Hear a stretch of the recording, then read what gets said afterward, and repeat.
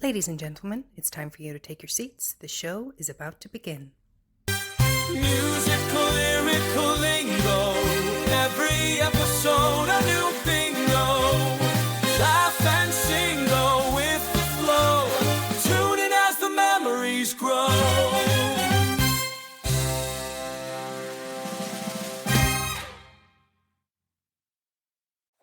Hello and welcome to Musical Lyrical Lingo. We're your hosts, Tim and LJ. Today and every week we will be discussing musicals, but specifically what they taught us. Hi, friend. Hi. Hey, old friend, what do you say, old friend? Oh, that's so cute. Yeah, no, I didn't plan on opening the pod with a song, but I just feel like we haven't seen each other for a very long time. It feels like the summer is gone. Because the summer has gone. I know. We didn't get like any coffee dates or anything. No, I know. But to be fair, I was away sunning myself and you were away working very hard. Yeah, so I know. Yeah. That's why we didn't see each other. No, not because we just decided we're taking a break. I cannot stand her. Could you imagine? It's like we do a podcast together. That's it. False. Just turn it on for the camera. I can't stand it. Yes, it's all good to see you though. I know it is. It's very lovely. Nice. And we've had a wee catch up and we've had a wee battling with the microphones. Yeah, it's been a lot. See, this is what happens whenever it's the same, like I'm just gonna go into a rant. It's the same whenever I am working lots, then loads of other plates that I juggle can't stay up in the air, like the dishwasher being unloaded and dinners. And washing. Do you want to get them all into the room while you're saying this? No. Getting all the stuff ready for the podcast. It's been a lot. So per Timothy today, I had to see my frazzled, I don't know where anything is. I thought you did a wonderful job, to be fair, as I sat watching you going, oh, well, I'm not helping her because I haven't a clue. Would know my backside from the elbow when it comes to wires. So usually I'm a little bit more prepared to kind of have everything sorted, but so we're doubling up today, aren't we? We've got two different sets of audio equipment going at the same time. So we're back to the handheld microphones, which I secretly like. I know it is. I think that's why I maybe opened the pod with a song. Yeah, because I felt like you were performing. It was natural. I didn't plan on it. I didn't plan it. You see, how many musical theatre songs can we throw into this episode today just because I'm holding a microphone? Oh my goodness, I love it. Anyway, but yes, no, the summer is over. Yeah, definitely for you. You're fully back at work. I'm off the back of 3 days in work, but my body doesn't know what's hit it.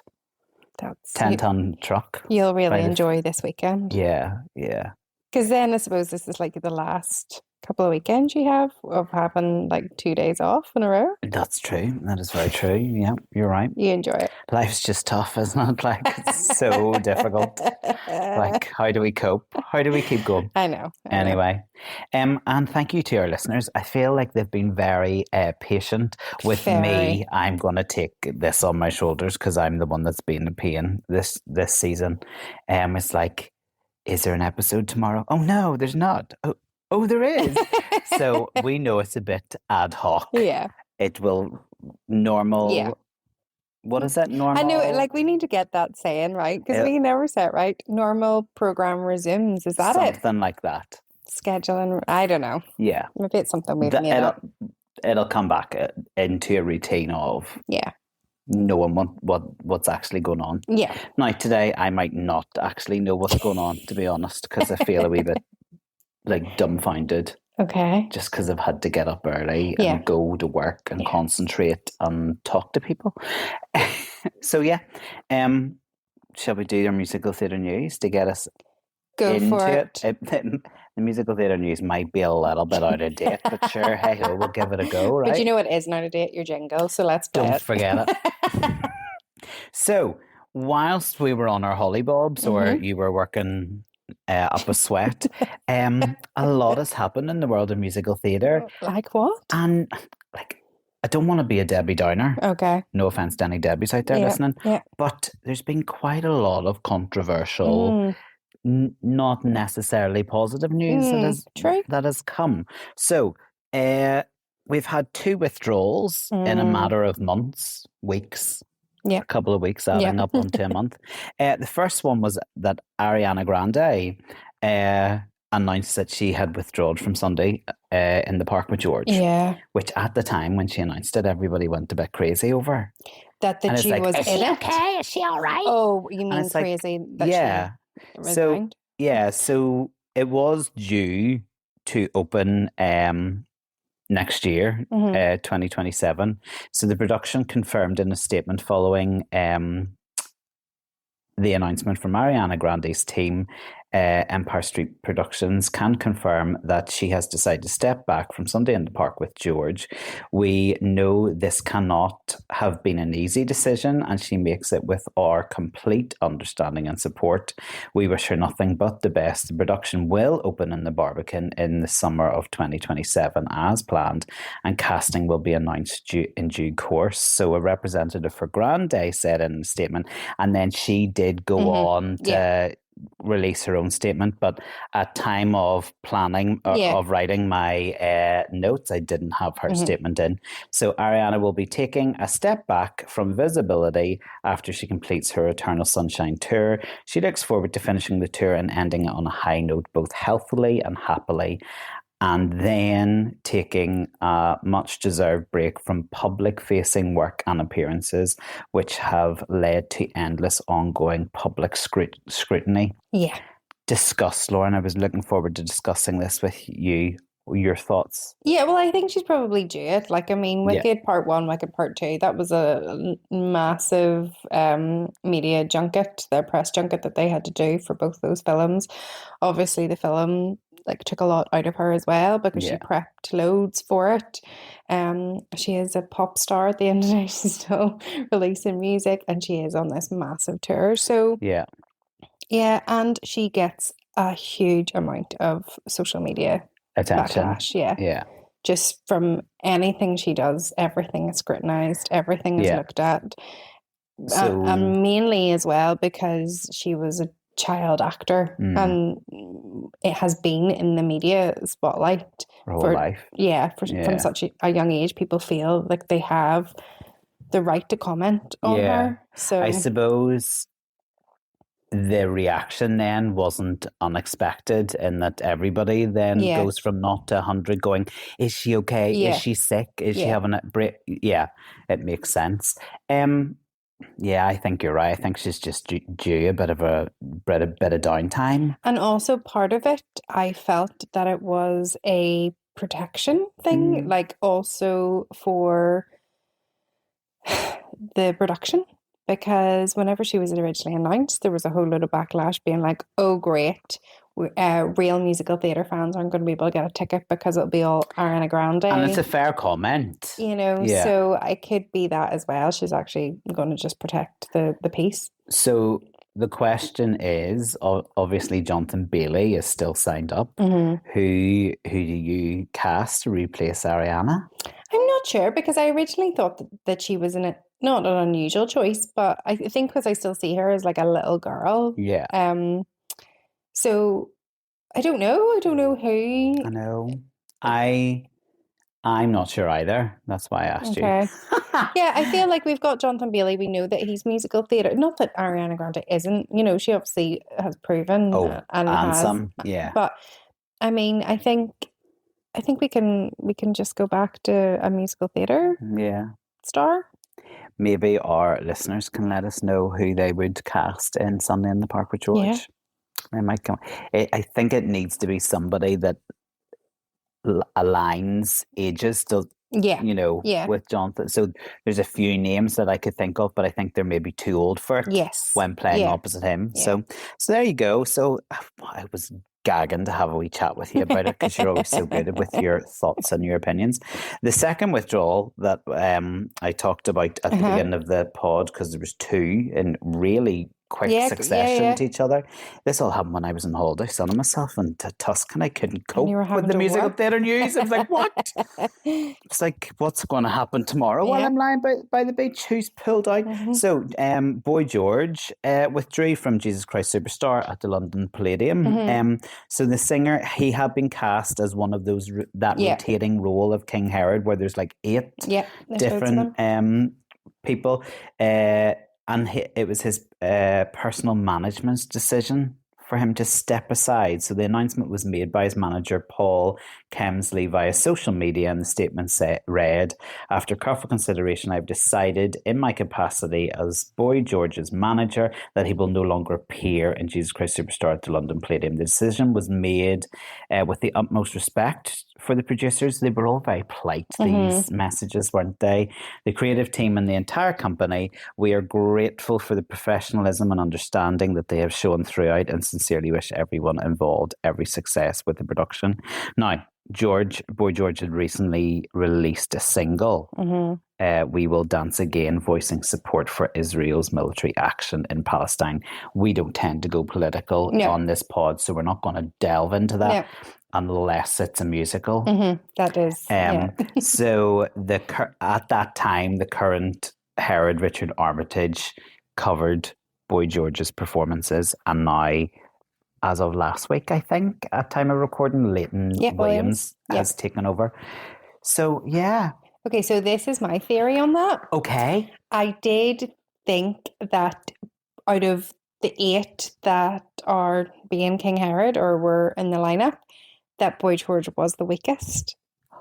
Oh, you think it's got nothing to do with the controversial single? I think it's got nothing to do with that. I think it was everybody else is just really class. Right, interesting. And it was again a protection on his character. Okay. Or as him as a performer as well. Yeah. Because I think whenever he was in Moulin Rouge, and we talked about mixed, it before. wasn't it? It was mixed, and we were kind of mixed too. Yeah. But I feel like, even though I like what they've done with this like stunt casting for King Herod, because it is somebody different, it keeps it fresh. Yeah. And everybody is amazing. Yeah. And they all have a great repertoire in musical theatre. So that's whenever originally I seen that he pulled out. Thought it was nothing I thought to it do was with more of a saving face. Interesting. I see. That's why you're good. I apologise, listeners, to any rattles that you hear, because we're holding a microphone. I've only got one hand to turn my notes, so it might be a wee bit noisier than normal. And then I think we just need to take a moment, because we are a musical theatre podcast. Yes. And during our summer break there, the world of musical theatre and the world of music and the world of Irish music was left quite shocked by the passing of Glenn Hazard, who, so the Oscar and Tony winner, he died in a motorcycling accident. He had begun his career as a busker on the streets of Dublin before establishing himself as a vocalist, guitarist, composer, and actor. Then in 1990 he formed the Irish band The Frames, and then in 2007 he starred in the independent film Once, which led him to winning the Academy Award for Best Original Song for his composition of Falling Slowly, that beautiful song. Then following, as musical theatre fans will know, following the success of the film, it was adapted for the stage, and Once the musical premiered in Broadway in 2012. And at the time it was quite... And he was also in The Commitments. Huh? He was also in The Commitments. Was he? Yeah. See, but here's the thing, don't judge me. I haven't watched The Commitments. Well, I haven't watched The Commitments either, but it is kind of one of those like Irish films that everybody should know about anyway. So I mean, it's quite hilarious on all of the streaming platforms. It's like saved onto my to-watch list, and I still haven't watched it.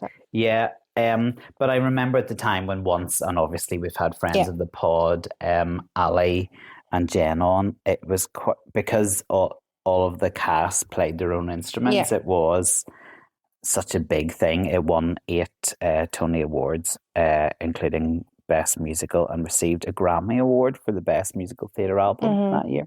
So it's really sad. Like it was really shocking. Yeah. No, it was. And there's been lovely tributes, like whenever the news broke that he had passed, like the streets of Dublin, like loads of people just went out and busked, and there was just loads. And that was a few days before the Fleadh in Belfast. So even there was a couple of people like, you know, doing some tributes to Glenn at the Fleadh, which was really nice as well. So a lovely impact that he has made across not just the island of Ireland, but all over. But yeah, so sad. Really sad.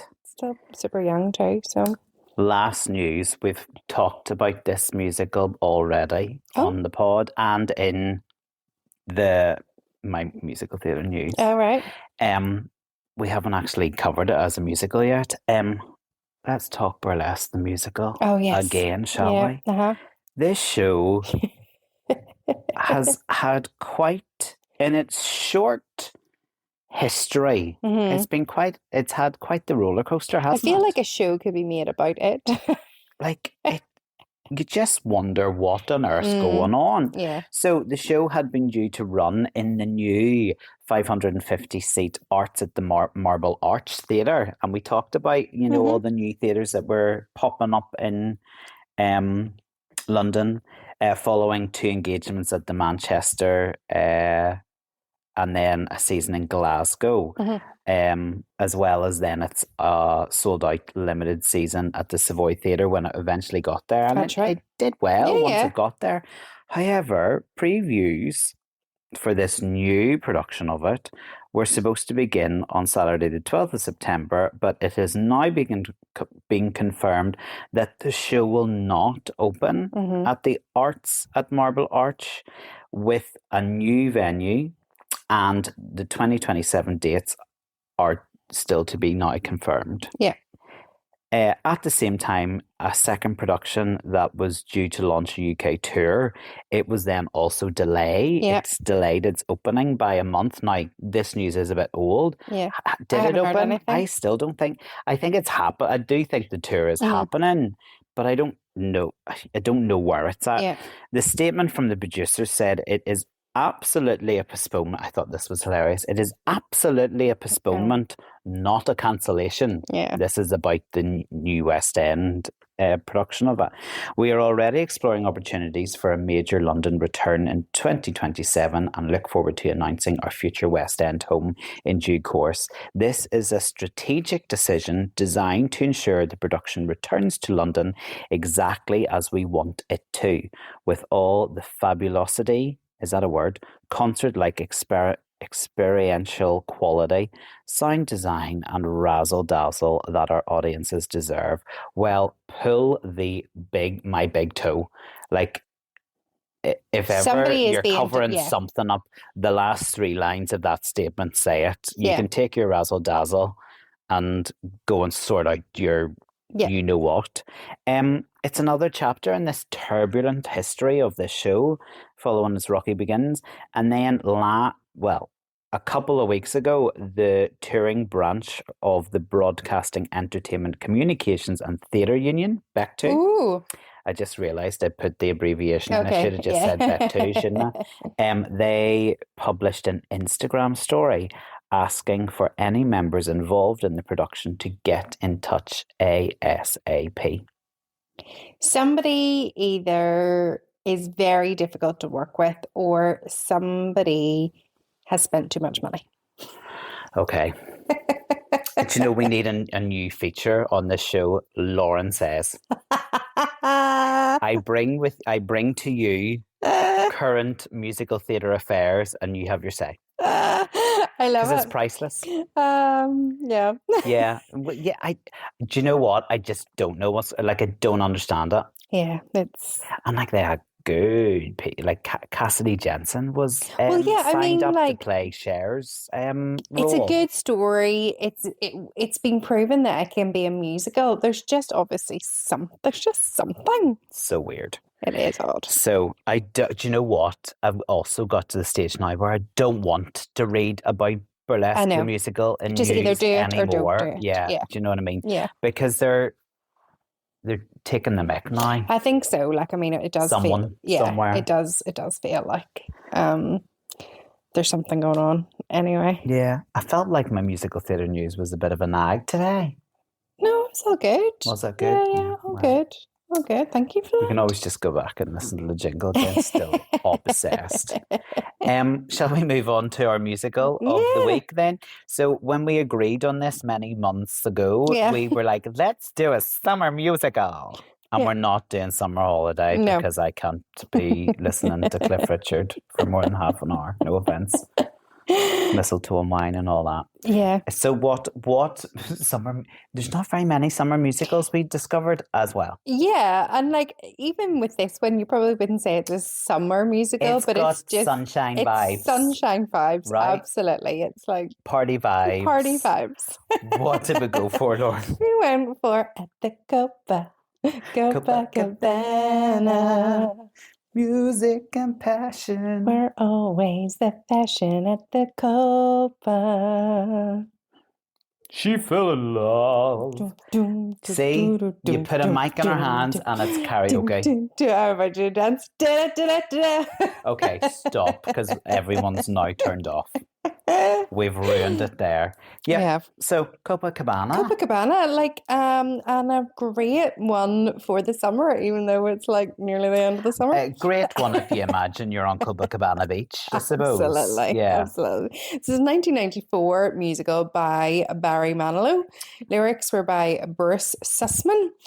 People might know him from Oliver and Company. A wee film that was out whenever we were younger, Thumbelina as well. And also Harmony, a new musical, which I've heard a little bit about. Okay. But I want to explore more. So that's Yeah, going to be that one sounds for good. the pod. And Jack Feldman, again, he did Oliver and Company. He did Lion King 2, Simba's Pride. Oh, It's there's a great some good one. wee songs in Yeah, there. great songs in there. He worked with my mate Alan on Mencken, music. in case anybody's not aware of who Lauren's mate is. She's never met the man, but they're best buds. Yep. Apparently. Newsies, songs from the live action Snow White, and some of those new songs are great. Yeah, they are nice. Yeah. And one of the best movies ever, and my niece loves it. The Goofy movie. Do you know Goofy is my favourite of the Disney characters, to be fair? The Goofy movie's so good. That's not a bad That was a Goofy. good... I know, Yeah. I didn't realise there was a Goofy movie. Do you know one of the things I learnt? Are we going into musical but I lyricals just already? mean- Have you forgotten? Never forgotten the structure. No, so Bruce and Jack and Barry often work together. Aye. But they have won just as many awards for great songs, and they've also won Razzies for like worst songs. And I was like, do you know what? That's actually hilarious. It just goes to show you 50-50. it doesn't really matter, like you know how successful you are. Still, somebody's going to say that something you do is terrible. Yeah, true that. You can't It's like please Sandra everybody. Bullock. Like 1 year, she won like a Razzie for like the worst actress, and the same year won an Oscar for best actress. As long as she didn't get a Razzie for Miss Congeniality, because that is the best film. Now that's a musical waiting to happen. Why It Why is. the power of the pod. I know I'm going off on a tangent, but on holiday I had this discussion. What? Like, you know the way we've got a great jingle now for me. Yeah. But we know the power of the pod. We know how many times we've talked about something on the pod and it's happened. Yeah. We need, when moments like that come up on the pod, to have like not a jingle, but like a power of the pod. Do you know what I mean? We need like is it a sound bite? Is that what they call it in the biz of podcasting? That sounds good. We need it. We need like a sound bite for power of the pod, Okay, I'll and then get we EP can talk onto about that. what it is. I'll get EP Do you know onto what I that. mean? Because like it happens so often. It really does. It's ridiculous. I did, however, then say if we do generate a sound bite and we have it there ready to use, we'll lose our power. So I don't know whether we want to gamble it, because it might never happen again if we've got a button ready to press. True. But I think we should. Yeah, maybe we should invest. I'll leave it with you, because obviously you're the technical genius behind the operation. Sure. Yeah, so Copacabana, the show has its roots in an hour-long stage show. Barry Manilow presents Copacabana, which played in Atlantic City in 1990 and 1991. The stage show was based on the 1985 musical TV film of the same name, which in turn was based on Manilow's 1978 hit song that you were treated to at the just beginning moments ago. With the hit song had the same title, Copacabana, which was co-written by the three people that you've just said. Which Manilow, means it's literally, Sussman and Field. is this one of the very first musicals that we have covered that has the musical is an adaptation of of everybody that's all still involved. It's not like Barry wrote a song and then these other two people came along and did an adaptation. Do you know what? You could have hit the nail on the head there, actually. Yeah. And I also am trying to think, have we looked at a musical where the original material was a song? Like, so many musicals that we look at have come from either a historical moment or a book or a film, but have any come from a song? No, this is if I certainly can't think off the top of my head. I can't think either. Because I'm even trying to think of nothing has been just a song. Yeah. I'm sure our listeners will let us know the if song we're wrong, was huge. It was released in 1978 as a third single from Barry Manilow's fifth studio album.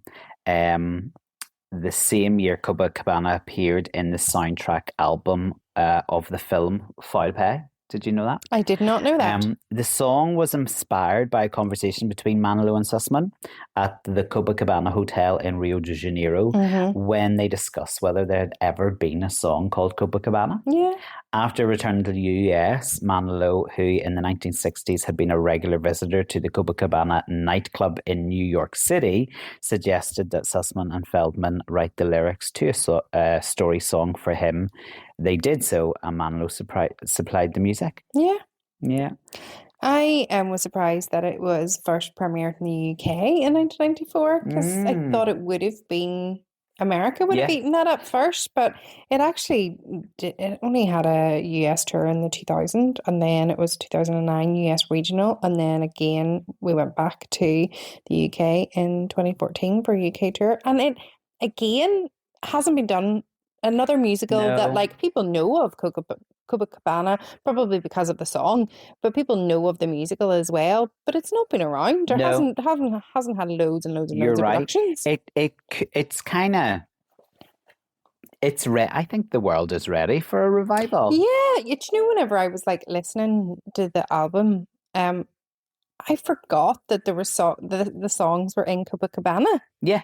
Yeah, and I was like, oh yeah, I know that song, but like I just keep hearing it out of context. Or like, sorry, let me rephrase that. The songs have been sung in recent things for auditions or little skits or whatever, little shows that I've maybe been to, but I forgot it was from Copacabana. Yeah. Well, like for our stage girl show, we did Just Arrive, which is one of my favorite songs from Copacabana.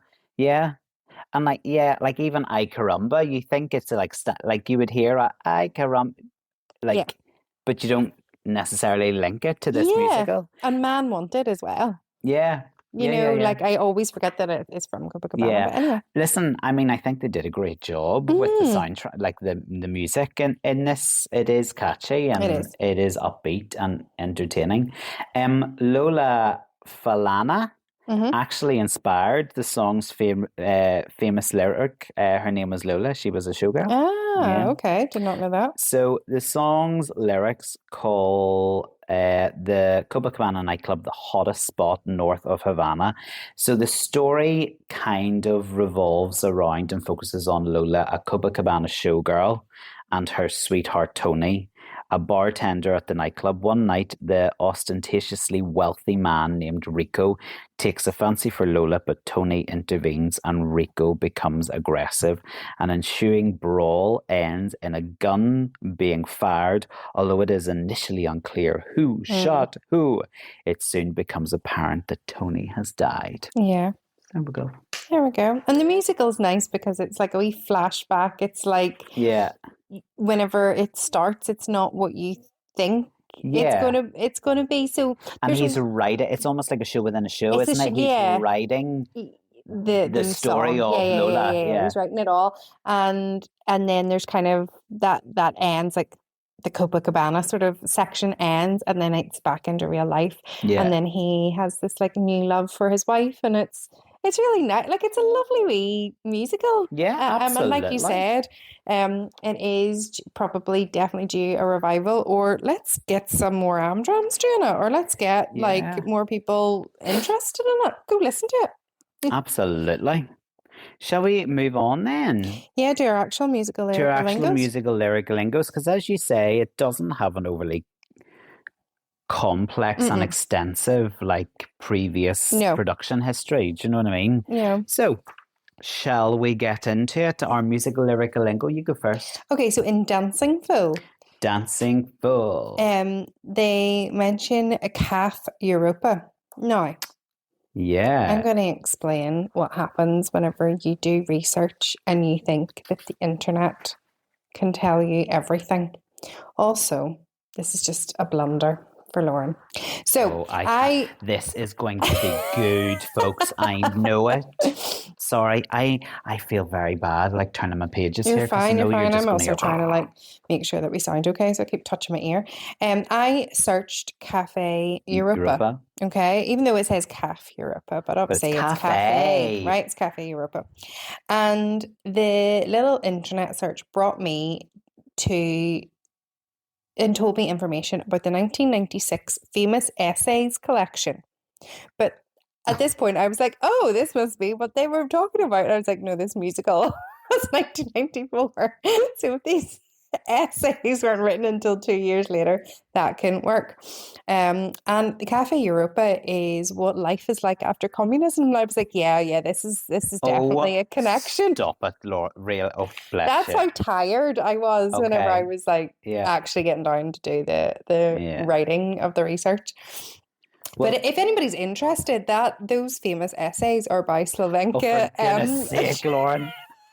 Nobody cares about an essay. Slovenka, Dracula. Lauren, I don't know that if that's how you say it. We're losing them by the hundreds here. But also there was a little search that came up and it was like, and if you want to go to Cafe Europa, and I was like, oh, there's a place. Okay, I'll go to it. But no, that said you can go to the cafe in the Europa Hotel. Well, I did do my research and it didn't involve essays. Let me tell you about the Cafe Europa.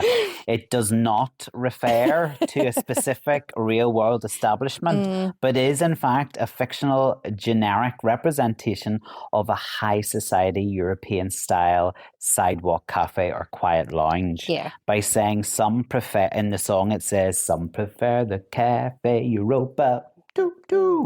And then they sing, me, I get my kicks at the Copa. The character Tony is actually explaining that he prefers the wild, high energy American nightlife over the quiet, formal elegance of a European cafe. Following on from that, because the lyric is actually some prefer the Cafe Europa sipping Dubonnet on a stool. So it's interesting, my relationship with Dubonnet. Okay. Because obviously I heard of Dubonnet in this musical, which I came to much earlier in life. I think I was in Copacabana when I was 18. 17, 18? 17, yeah. 17, 18. So that was the first time I had never heard of Dubonnet. It's a sweet aperitif. Yeah, like wine-based fortified French. wine. Yeah. Blend of herbs, spices, and small amount of quinine. Traditionally served chilled before a meal. That's it. Do you know that outside of its musical tie, Dubonnet is globally famous for being the favourite drink of Queen Elizabeth II and the Queen Mother? I do indeed. There you go. That's how I know it. Is that how you know it? Yeah, Then, fast forward many years, one of my second favourite podcast after our own, that's what they drink. That is what they drink. Yeah, yes. So I'm going to give them a shout out because I think they're hilarious. Okay. Jordan North and William Hanson from Help I Sexted My Boss. They start every episode with a Dubonnet. Yeah. Why? Why do we not start every episode with a drink? Gosh, that could be risky. I have got the drink for you. My holiday drink. Oh, have you got a new drink? Oh, I'm excited. Yeah. I think we should. Yeah. Okay, let's try that. I might it's only still going to have end one way. Yeah, I might still have some Dubonnet or in my collection, or if not, I don't have it. I need to get like more because we would use it in cocktails. So we would, Guess I'm coming round for a cocktail. Yeah. So I'll make this promise now on the podcast because I mean my life should be in order by then. If I don't have any, I'll definitely have it for our Christmas party. Okay. So you can have some at the Christmas party. Because Okay. I know that's, if I said for another occasion, you're going to hide and bury your head in the sand. So we're just not going to mention that. Oh, so no. At least I was like, know. what are you talking about? And now it's clicked. So at No, we least do not talk about that in the pod. So at least I know if I say for the Christmas party, you'll definitely show up for the Christmas I will. party. Before we move on from Dancing Fool, they also sing When I Hear a Band Blowing Bassy. Yes. Now, I just thought it was like the bass of So the music. did I. Yeah. Boom, but it's not. Did you pick up on that? No, I just was like, oh, that's a bass. Oh, yeah, because that's what and when I did the show, that's what I thought it was. But actually, the lyric means hearing energetic swing jazz. Oh. Yeah. So have I read that right? Means hearing energetic swing jazz makes the singer want to dance. Blowing bassy refers to a live band playing fast, driving style of like the driving style of the jazz icon Count Basie. Basie, because that's how it's spelt in the lyric. Yeah, it is. Yeah. So there you go. I good. also learned from Dancing Fool that sequins catsuits aren't good for the inner thighs. Oh no. Yeah. Yeah. That's try doing a dance routine. Well, even just walking normally. Yeah. Sequin catsuits are not good. So I mean, it was the first time I'd ever experienced a catsuit because, believe it or not, I'm not partial to wearing a catsuit. No, normal catsuits are fine, but sequin catsuits are catsuits, especially if they're the big, thick sequins. They are.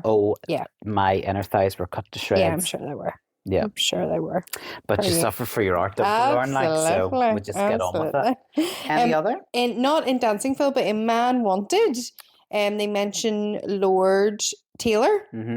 And Samuel Lord and George Washington Taylor founded Lord and Taylor in 1826, and it originally started as a small dry food store and then grew into America's oldest luxury department store, where they opened their Fifth Avenue department store in 1914. Okay. So I think they were English, and then they opened it in 1826.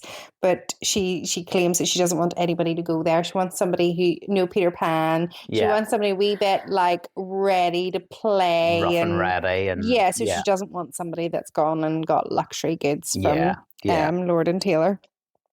I mean, there's a bit of rough about Copacabana. Yeah. Because I didn't quite realise the history of the Copacabana Club, right? So they sing at the Copacabana, the hottest spot north of Havana. So there is actually no famous standalone Copacabana nightclub in Havana. No. So the famous lyric,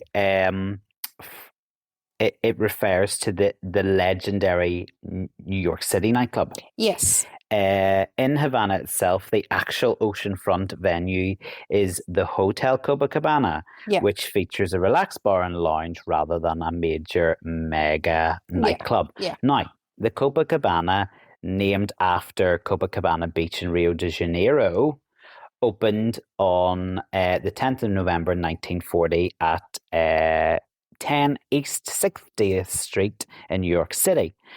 When you hear this, do you know the history of this club? No. Oh my, it kind of like links in slightly to the story, like to the plot of the song and the musical. So although the name Monty Prowser was on the lease, he had a powerful partner. It was mob boss Frank Costello.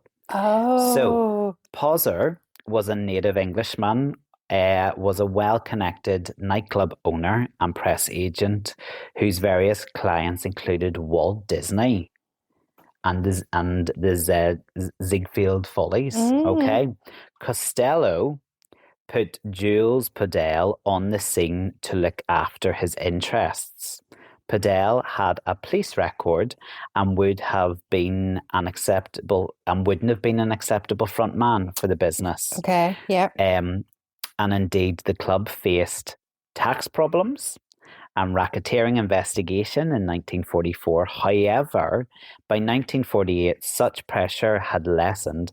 Poser was out and Padel was in as the official owner. The Copacabana had Brazilian decor, Latin-themed orchestras, while the menu featured Chinese food. Random, right? The club was also known for its chorus line, the Copacabana Girls. Okay. As early as the 1945, it also featured performances of sweet big band music by Shep Fields and his rippling rhythmic orchestra. The nightclub was used as a setting in films such as Goodfellas, Raging Bull, Tootsie. I love Tootsie. Oh, Tootsie, yeah. Carlito's Way, The French Connection, The Green Book, The Irishman, and the list goes on. The history of the club and the events which occurred there are endless, right? The most famous newsworthy event that at the legendary Copacabana in New York was the massive 1957 brawl involving members of the New York Yankees, which led to heavy fines and a major player trade. Other notable incidents occurred in 1985 when a man was accidentally shot by his twin brother during a scuffle with an on-off duty police officer at the club. So I was like, that totally links in with like the story of Rico and like that's so weird the because guns obviously fire and who shot who and like. But the shooting then happened after the song was famous because the shooting was in the 80s and the song was the 70s. I know the maybe links. like they just oh my goodness, that's so. That's it kind of makes me want to go to Copacabana in New York City. Now you've been to America more often than me. Have you ever been? No. Same. No. There you go. But like. That's exciting. I know. I did not know any of that. But it's not in Havana at all. But anyway. No. In Lola, the song Lola, there is a mention about her not being cherry cola. Yeah. But that's a throwback to the Kinks' 1970 song, which is called Lola. La la la la my Lola. Goodness. I didn't make that connection at all. Yeah, because they sing like cherry cola. Yeah. So that's what it is. Very good. So, yeah. Excellent. And then I caramba. Just that means our oucher. Oh, heck. Yes, that's it's like Spanish interjection. Yeah. It doesn't actually mean words. It's like an... It's like you've hurt yourself or exclamation. Yeah. Exclamation mark. And yeah, then that's kind of all the lyrics taught me. And this, I suppose you could say that the musical, he's very stressed. And that's why he goes into like this little like imaginary world, yeah. And that songwriting helped stress. So if you have an outlet that helps you with stress, write a musical. But let's hope that you don't go to a nightclub in Havana and somebody gets shot. Yeah, because if you go to the nightclub in Havana, you won't find it. Well, no, I know. You need to come to New York City. My last one again wasn't a lyrical one. It was to do with Bolero d'Amor. So the term refers to the Latin American bolero genre, a traditional romantic guitar vocal style, which originated in Cuba and was popularized across Spanish-speaking world. We know that. We know the famous song. So while it is an original musical theatre song written by Barry Manilow for Copacabana, it was composed specifically as a parody and direct musical homage to Ravel's masterpiece, which is the song that is like famous, like we know because of Torval and Dean, don't we? So the famous 1928 orchestral piece by the French composer Maurice Ravel, known for his hypnotic repeated snare drum rhythm and massive slow build. I love this because in Bolero d'Amor and Copacabana, it opens with and is driven by the exact triplet heavy snare drum rhythm. Da, da, da, da, da, da, da, da, da, da, and it goes the whole way through. Right. Then the brass mimics the sultry, windy melodic line, and then it also the musical song builds to a dramatic crescendo at the end of the number, the same as the famous piece. I thought it was really clever. Yeah, that is clever. Yeah, that is. And do you know what? I really like the musical. Yeah. I was listening to, because it wouldn't be one that I would have. Like I would listen to, whenever I took a whim and decided to redecorate my bedroom. Don't ask me how it's going. And why have you not told me until now? And I was like, I love these songs, and I was like getting through it, like just it was just bringing smile, and joy, and then it's a good car one. It's a great album just to listen to in the car. 100%. Like, we first would have come to some of the songs from Copacabana because we remember we've told you many times, listeners, about how we went to every nursing home in the world. On our dance trip. We did like a Copacabana number, like section. Yeah. And we had also Copacabana, and we had I thinking, Caramba, and we must have been like, that was like the late 90s, early 2000s. This musical is 1994. So we were doing, like, that was probably the most modern musical that we were doing, because we were doing Oklahoma and My Fair Lady and the 40s and like, but I didn't realize that at the time. No, I didn't realize either. And then it was only when I was much older and an amateur company did Copacabana. And I would have to say, for a dancer, it's probably still one of the best Amdram shows I ever did, because we were on stage, did a number, came off, had to do a really quick change. We were back on stage, did another number, off stage, quick change. And it went like that from, like, it didn't let up from the start to the end of that show. For a dancer and for a dancing ensemble, like, it's probably one of the best out there. And like, all of the apart from the sequence catsuits, like the costumes were class, and every number was a change of that's what because I came to see it, and I remember it just being like visually wow, and feeling like there was loads of costume changes. Good times, good memories. Any standing ovations? Well, standing ovations probably. I do like Man Wanted, but I do love that number because it makes me, like, my heart warm, thinking of Vivian Jr. doing, and the only way I can sing it is by putting on the accent. I don't know if that's right anymore. Maybe don't do that. So do you know what is the name of that song called? When life is going crazy and you don't know what to do. Or that one. But you know what I mean. So I'll say Man Wanted is my standing ovation, because I think if you've got a really good performer, that's a good song. I agree I like Man Wanted. I love Just Arrived. I think it's a great tune. And Dancing Fool and Caramba, they're my top tips. It's good. It is good. Go listen to it. If you haven't listened to it, give it a go. Absolutely do. You will have a wee smile and a wee shimmy of the shoulders. Oh gosh, like, you couldn't be hoovering whilst listening to Copacabana and not having a wee shimmy, like, at the same time. Might be a good one for doing the hoovering of the house. Yeah. Cry, yeah, 100%. Yeah.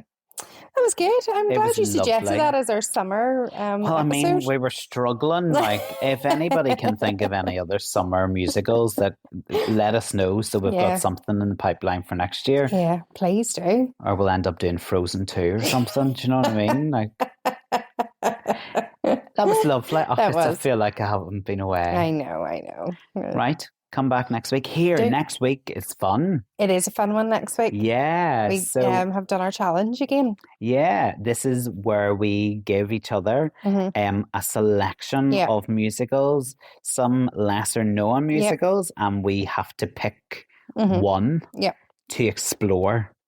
I have to say I've thoroughly enjoyed this year's. Yeah. So exciting. come back. Okay. I'm looking forward to I will. finding out I was like, what you've okay, picked. I'm going to come back I'm not forgetting talking that to you. I'm talking to the people we're actually talking to, Lauren. Like, I know you think we just come and have a wee conversation between the two of us, but believe it or not, there are others still listening. I mean, I still can't believe it, but there are people who listen to us. But listen, you were so convincing there. I was like, I will come back. But I forgot that I hope so. You've got half to do. Like, I'm only talking about one musical. You need to pick yours. Anyway, to our lovely listeners, come back next week. Lauren will be here, don't worry. Until then, bye. Tune in as the memories grow.